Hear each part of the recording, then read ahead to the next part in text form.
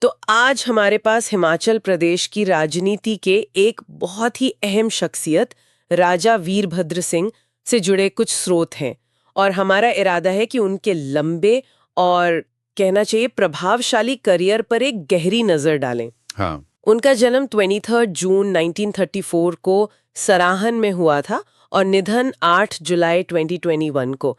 Saint Stephen's college से पढ़े और बुशहर रियासत के वो वंशज भी थे, तो काफी दिलचस्प सफर रहा उनका। चलिए इन स्रोतों के मुख्य बिंदु देखते हैं। बिल्कुल। वीरभद्र सिंह जैसे नेताओं का अध्ययन करना महत्वपूर्ण है, खासतौर पे ये समझने के लिए कि भारत में रियासती पृष्ठभूमि और जो आधुनिक लोकतंत्र है वो कैसे साथ साथ चलते हैं। हाँ, उनका सफर मतलब रियासत से लोकतंत्र के शिखर तक का एक अनूठा उदाहरण है सही में। उनकी राजनीति में एंट्री हुई थी 1960s की शुरुआत में और 1962 में ही वो महासू से लोकसभा के लिए चुने गए थे। ये तो काफी जल्दी हुआ। हाँ, काफी जल्दी। केंद्र में भी उन्होंने अहम भूमिकाएं निभाई, जैसे पर्यटन और नागरिक उड्डयन राज्य मंत्री रहे 76-77 में, फिर उद्योग राज्य मंत्री 80-83 में और काफी बाद में 2009 से 2011 तक केंद्रीय इस्पात मंत्री भी। और ये जो केंद्रीय भूमिकाएं थी ना, इनका महत्व सिर्फ पद तक नहीं था, इससे उन्हें एक राष्ट्रीय स्तर का प्रशासनिक अनुभव मिला। शासन की जो बारीकियां होती हैं उन्हें समझने का मौका मिला और शायद यही अनुभव था जिसने बाद में हिमाचल प्रदेश में उनके इतने लंबे और स्थिर कार्यकाल की नींव रखी। ये बहुत जरूरी बात है क्योंकि राज्य की राजनीति में उनका योगदान तो मतलब असाधारण है। 6 बार मुख्यमंत्री बनना। 6 बार। हाँ, 1983 से 90, फिर 93 से 98, 2003 से 2007 और आखिरी बार 2012 से 2017 तक। ये तो अपने आप में एक बड़ी उपलब्धि है।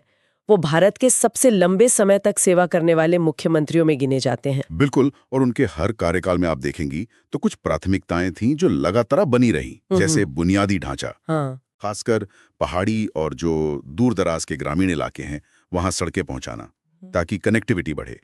इसके अलावा शिक्षा और स्वास्थ्य सेवाओं का विस्तार और हिमाचल की जो जल विद्युत क्षमता है, हाइड्रो पावर पोटेंशियल, उसका भरपूर इस्तेमाल करना, ये उनके एजेंडे पर हमेशा ऊपर रहा। स्रोत भी यही बताते हैं कि उनके टाइम में पहाड़ी क्षेत्रों तक पहुंचना काफी आसान हुआ, जिससे लोगों की जिंदगी पर सीधा असर पड़ा और आदिवासी और दूर के इलाकों में प्राइमरी एजुकेशन और हेल्थ सर्विसेज को मजबूत करने पर भी उनका खास ध्यान था। हाँ, और जल विद्युत विकास पे तो उनकी भूमिका मतलब बहुत निर्णायक मानी जाती है। उन्हीं के नेतृत्व का नतीजा था कि हिमाचल एक पावर सरप्लस राज्य बन पाया। अच्छा। मतलब अपनी जरूरत से ज्यादा बिजली पैदा करने वाला। ये न सिर्फ राज्य की ऊर्जा सुरक्षा के लिए बल्कि अर्थव्यवस्था के लिए भी एक बड़ी बात थी। सही। एक और दिलचस्प बात है कि उन्होंने अपनी जो शाही विरासत थी उसको लोकतांत्रिक राजनीति के साथ कैसे बैलेंस किया। हाँ, ये वाकई में। उन्हें अक्सर लोग कहते थे विनम्रता से शासन करने वाले राजा। शायद उनकी लोकप्रियता का एक कारण ये भी रहा हो। और ये भी जिक्र मिलता है कि उन्होंने हिमाचली संस्कृति और जो वहाँ के स्थानीय त्योहार हैं उनको भी काफी बढ़ावा दिया, उनके संरक्षण की बात की। बिल्कुल। चुनावी राजनीति में भी उनका दबदबा कमाल का था, मतलब राज्य और केंद्र दोनों स्तरों पर बार बार जीतना और हिमाचल के लगभग हर समुदाय में उनकी गहरी पैठ होना, ये आसान नहीं होता। नहीं, बिल्कुल नहीं। उनकी पकड़ किसी एक इलाके या वर्ग तक सीमित नहीं थी, वो पूरे प्रदेश में फैली हुई थी। लेकिन दूसरी तरफ देखें तो जैसा कि स्रोत बताते हैं, उनका करियर विवादों से भी घिरा रहा।